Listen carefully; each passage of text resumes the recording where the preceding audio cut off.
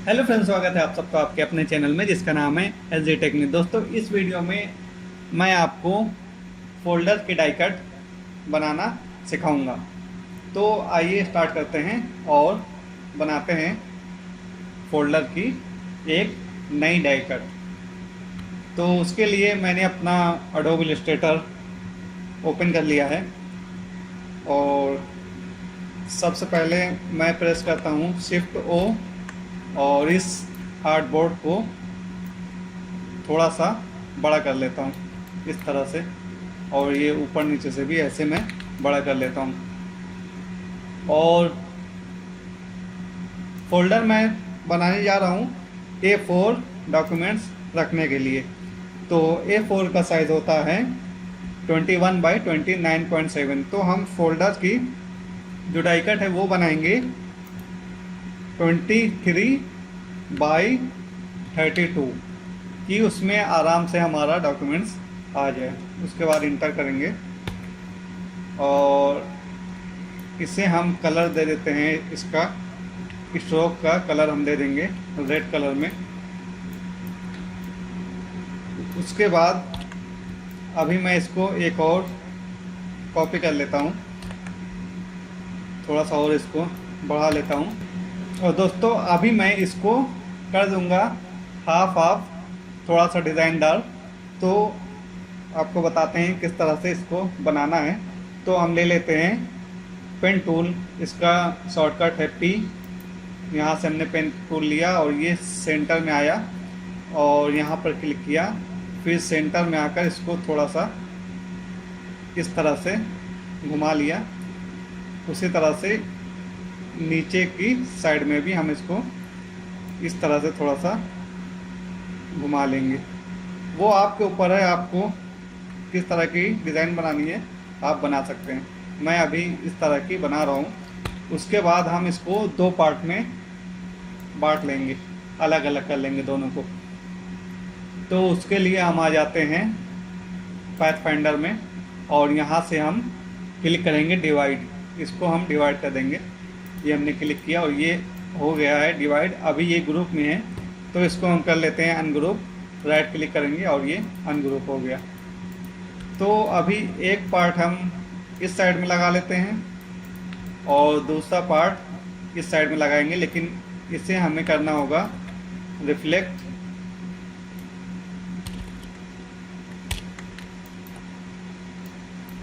अभी हम इसको सेंटर में ले आते हैं आर्टबोर्ड के अंदर और आर्टबोर्ड और थोड़ा सा बढ़ा लेते हैं शिफ्ट हो करके।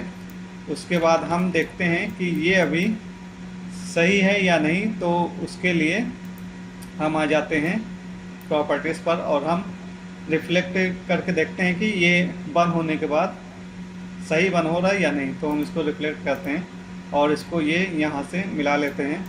दूसरा पार्ट भी इसको भी रिफ्लेक्ट करते हैं और इसको भी हम यहाँ से मिला लेते हैं। तो फ्रेंड्स, आप देख रहे हैं ये बंद होने के बाद बिल्कुल परफेक्ट आएगा। तो इसका मतलब हमारा जो डिज़ाइन है डाई कट की वो बिल्कुल ठीक बनी है। तो हम इसको कंट्रोल Z करके फिर से उसी पोजीशन में रख लेते हैं। तो हमारी डाई कट बिल्कुल ठीक बनी है। अभी हमें डॉक्यूमेंट्स रखने के लिए बनाना पड़ेगा एक पॉकेट। तो पॉकेट हम ये यहाँ पर बनाएंगे। तो उसके लिए हम इसको कॉपी कर लेते हैं इस तरह से और हम पॉकेट बना लेते हैं। करीब इसकी हाइट दे देते हैं 11 सेंटीमीटर की, 11, और इसकी विड्थ दे देते हैं 22 सेंटीमीटर की, कि इसके अंदर हमारा A4 पेपर आराम से आ जाए इस तरह से। और 21.5 करेंगे तभी आ जाएगा। तो हम कर लेते हैं 21.5 इस तरह से। और इसको पेस्ट करने के लिए हमें यहाँ पर दो ग्लू लैब बनाने होंगे, दोनों तरफ से हमें पेस्ट करना है। तो उसके लिए हम यहाँ से इसको कर लेते हैं कॉपी और यहाँ पर हम थोड़ा सा दे देते हैं कर्व कि हमारा पॉकेट देखने में थोड़ा अच्छा दिखे। तो हम यहाँ से इसको दे देते हैं कर्व 1 सेंटीमीटर का। तो ये 1 सेंटीमीटर का वो दोनों तरफ से हो गया। तो हमें अभी सिलेक्ट करना है सिर्फ इस पार्ट को। अभी हमने लिया है डायरेक्ट सिलेक्शन टूल और यहाँ से हमने सेलेक्ट किया है और इसको 1 सेंटीमीटर का ये हमने दे दिया है कर्व। और अभी हमें बनाना है लैब, तो इसको हम 1 सेंटीमीटर नीचे कर देते हैं, इसको कर देते हैं 10। और इस साइड में हम ले लेते हैं 1.5 का ब्लू लाइट और इसको नीचे से हमें थोड़ा ऊपर उठाना पड़ेगा कि आसानी से ये फोल्ड होकर पेस्ट हो जाए। तो यहाँ से हम इसको 1 सेंटीमीटर अंदर कर देंगे और नीचे का भी ऐसे ही इंटर और इस पर 0 करेंगे और यहाँ पर -1 इस तरह से। अभी सेम इसको दूसरे साइड में भी हम लगा लेते हैं ऐसे और इसको रिफ्लेक्ट करते हैं।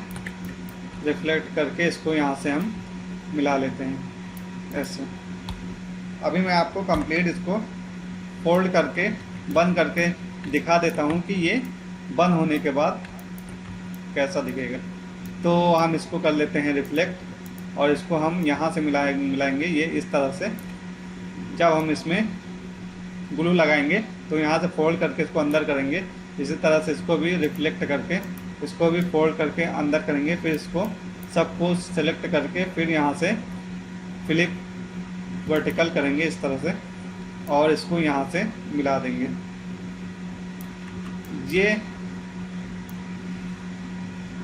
ये दोस्तों फाइनल में इस तरह से दिखेगा और ये जो पार्ट है ये हो जाएगा अंदर के साइड में, ये आपको नहीं दिखाई देगा। मैं आपको इसको इस पार्ट को वाइट कर देता हूँ तो आपको समझ में आएगा। तो ये इस तरह से दिखाई दे देगा फोल्डर बनने के बाद, पेस्टिंग होने के बाद इस तरह से दिखाई देगा। और ये दो पार्ट इसके ऊपर आके दोनों पार्ट हो जाएगा फोल्ड। तो हम इसको भी आपको करके दिखा देते हैं। ये मैंने किया रिफ्लेक्ट और इसको मैंने इस लाइन से मिलाया और दूसरा वाला पार्ट इसको भी किया रिफ्लेक्ट, इसको भी हमने किया रिफ्लेक्ट। ये इस तरह से ये आप देख सकते हैं। ये जो जेब है ये इसके अंदर जाएगा तो इसको हम ले आते हैं ऊपर, ये ब्रिंग टू फ्रंट। और उसके बाद इसको हम वाइट कलर दे देते हैं सिर्फ दिखाने के लिए। ये इस तरह से ये आप देख रहे हैं जेब अंदर रहेगा और ये ऊपर का इसका कवर है। अगर आप डिज़ाइन बनाते हैं, मान लीजिए आपने लोगो बनाए, लोगो को बीच में रख दिया तो लोगो का आधा पार्ट इधर रहेगा और आधा पार्ट इधर रहेगा। और जब ओपन रहेगा तो ये एक साइड में आधा दिखेगा, दूसरे साइड में आधा दिखेगा। और जब क्लोज करेंगे तो दोनों पार्ट मिल के आपका लोगो बहुत ही खूबसूरत यहाँ पर दिखाई देगा। इस तरह से आप इसकी डिज़ाइन बना सकते हैं। तो अभी हमारा फोल्डर बिल्कुल सही बना हुआ है, तो हम इसको फिर से कर लेते हैं Ctrl+Z और उसी पोजीशन में लगा देते हैं। ये इस तरह से ये सेम पोजीशन में मैंने लगा लिया है। अब हमको सारा जो फोल्डिंग वाली लाइन है उसको हमें सेपरेट करनी है। तो हमने ले लिया है अभी डायरेक्ट सिलेक्शन टूल। आपको पता ही होगा अगर आप मेरी वीडियो देखते होंगे।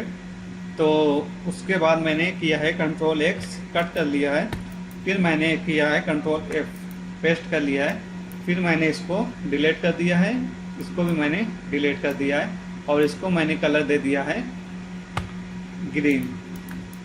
आप जितनी भी रेड लाइंस देख रहे हैं ये होनी है कटिंग और जितनी भी ग्रीन लाइंस है ये होनी है फोल्डिंग। इसको भी हमने यहाँ से Ctrl+X किया, Ctrl+F किया और इस लाइन को हम कर देंगे ग्रीन और इसको हम यहाँ से मिला देते हैं। पहले Ctrl+C Ctrl+F कर देते हैं क्योंकि दो लाइन लगानी है। एक को हमने इधर से मिला दिया और दूसरी लाइन को हम